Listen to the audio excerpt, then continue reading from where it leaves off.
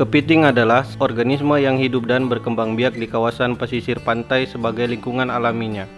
Salah satu jenis kepiting yang banyak dibudidayakan saat ini adalah kepiting soka atau kepiting lunak dengan nama latin Scylla serrata. Kepiting ini merupakan komoditi perikanan yang cukup diminati pasar karena rasanya yang lezat terpadu dengan cangkangnya yang lunak. Selain harga jual yang cukup tinggi, masa pemeliharaan kepiting ini juga relatif singkat, yakni hanya 15-25 hari pemeliharaan saja sudah bisa dipanen dengan pakan yang mudah didapat berupa ikan ruca. Budidaya kepiting soka yang berkembang di Kabupaten Langkat saat ini adalah sistem mutilasi, yakni sistem di mana capit dan kaki jalan kepiting dipotong dan yang disisakan hanyalah salah satu kaki renang saja. Hal ini dilakukan agar dapat merangsang hormon ekstesis untuk memicu pergantian kulit dengan cepat. Saat ini kita berada di lokasi kelompok Pokdakan Mentaria Soka Abadi yang berlokasi di Kelurahan Alur Dua Baru, Kecamatan Sungai Lepan, Kabupaten Langkat, Provinsi Sumatera Utara. Yang dimana ketua kelompok dari Pokdakan Mentaria Soka Abadi ini adalah Bapak Adrinal, dan saya sendiri selaku penyuluh perikanan bantu Kabupaten Langkat yang memiliki wilayah kerja di Kecamatan Sungai Lepan. Adapun kelompok ini sudah berdiri sejak tahun 2016. Pada dasarnya kami berbudidaya kepiting soka yang kami mulai pada awal-awal tahun 2000-an, yang saat itu kami mungkin membudidayakannya secara tradisional dan penyuluh tidak henti-hentinya memberikan penyuluhan kepada kami hinggalah terbentuk kelompok, dan setelah di penyuluhan aktif maka usaha kami semakin berkembang sampai saat ini alhamdulillah dan terus berkembang. Ya, yang mana menurut kami prospek kepiting soka ini kalau boleh dibilang sangat-sangat menjanjikan bagi pertumbuhan ekonomi di lingkungan masyarakat kami ini.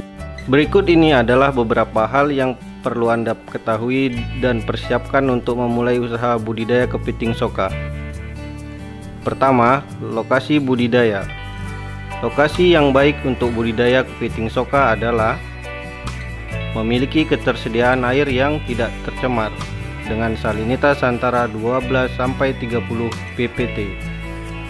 Suhu air berkisar antara 24 hingga 32 derajat Celcius. Oksigen terlarut minimal 3 ppm. pH air 6,5 sampai 8,5. Lokasi yang paling mendekati beberapa syarat di atas adalah kawasan pesisir pantai atau kawasan tambak yang dekat dengan tanaman mangrove. Biasanya tanah tambak yang dipakai adalah tanah yang berlumpur pasir dengan kedalaman sekitar 80 cm atau lebih. Di samping itu, kalau ada diupayakan lokasi dekat dengan sumber bibit dan pemasaran, sehingga dapat mengurangi angka kematian dan kemungkinan negatif lainnya.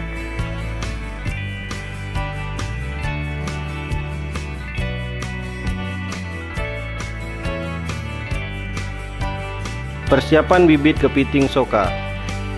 Bibit kepiting soka terbaik memiliki bobot sekitar 0,1 ons hingga 0,5 ons, sehat dan tidak cacat. Bibit-bibit inilah nantinya yang kita besarkan dan melakukan proses molting.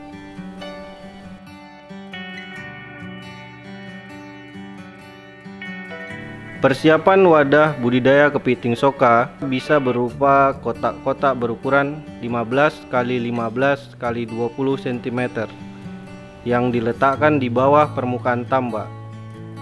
Buatlah pula jalan setapak di antara wadah budidaya tersebut agar memudahkan Anda dalam mengelola dan mengamati kepiting.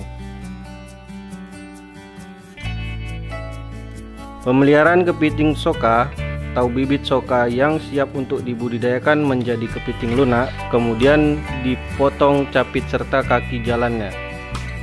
Sistem inilah dikenal dengan sistem mutilasi. Namun jangan lupa sisakan satu kaki renang untuk pergerakan kepiting tersebut dalam memakan umpan atau pakan. Proses ini penting dilakukan agar kepiting menjadi stres dan melepaskan cangkangnya. Saat cangkang dari kepiting tersebut lepas, maka kepiting akan segera membentuk cangkang baru. Proses unik ini disebut dengan molting. Adapun langkah-langkah pemotongan capit dan kaki jalan kepiting tersebut adalah: pertama, bibit kepiting soka dipilih yang lincah, berwarna cerah, mengkilat, dan semua kaki utuh. Kedua, bibit kepiting soka kemudian diambil satu persatu, kemudian ditusuk dengan ujung gunting di antara ruas siku pada capit, sehingga capit akan lepas dengan sendirinya. Ketiga, menggunting ruas kedua pada kaki jalan kepiting yang kemudian secara otomatis kaki jalan kepiting tersebut akan lepas dengan sendirinya secara alami.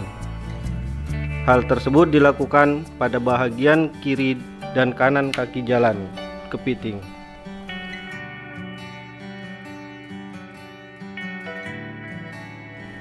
Sebenarnya ada beberapa sistem yang digunakan untuk mempercepat molting, seperti manipulasi lingkungan, penambahan hormon, dan pemberian ekstrak tumbuhan.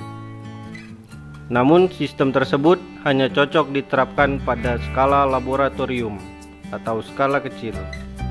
Sedangkan untuk produksi massal lebih cocok menggunakan sistem mutilasi. Menebar bibit kepiting. Proses penebaran bibit kepiting soka tidak boleh dilakukan sembarangan. Kita harus menempatkan tiap kepiting pada kotak atau wadah yang sudah dibuat satu persatu.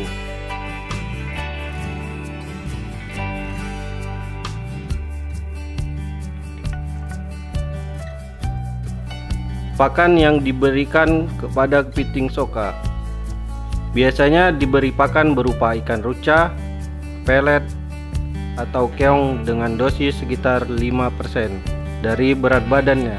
Berikan pakan sekali dalam sehari atau saat sore menjelang senja.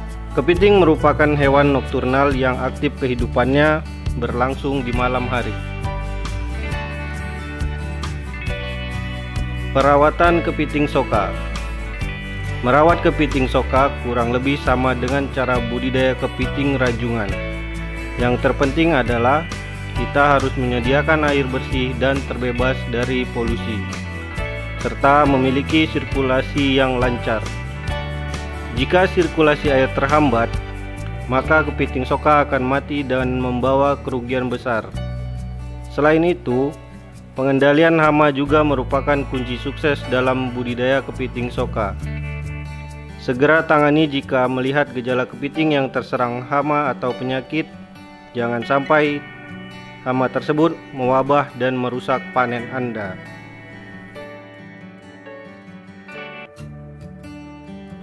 Pemanenan kepiting soka dapat dipanen setelah 15-25 hari masa pemeliharaan.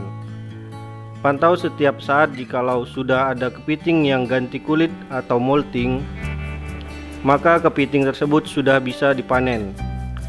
Lakukan hal tersebut setiap hari sembari kontrol dan memberi pakan.